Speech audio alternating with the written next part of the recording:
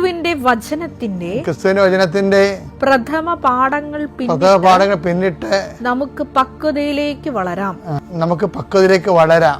അപ്പൊ പ്രഥമ പാഠങ്ങളിൽ എന്ന് പറയുമ്പോൾ കുഞ്ഞുങ്ങൾക്ക് അതാണ് നേരത്തെ നമ്മൾ ഇന്നലെ കണ്ടത്. അദ്ദേഹത്തിന് 5:12 വായിച്ചേ. എബ്രായർ ഇതിനകം നിങ്ങളെല്ലാവരും പ്രബോധകരാകേണ്ടിരുന്നവരാണ്.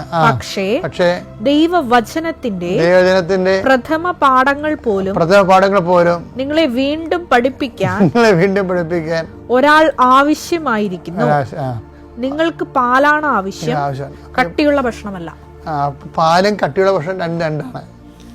കട്ടിയുള്ള ഭക്ഷണം എന്ന് പറയുമ്പോഴല്ല, അതാണ് ജീവിതത്തിൽ നടപ്പിൽ വരുത്താൻ പ്രയാസമുള്ള വചനങ്ങളാണ്.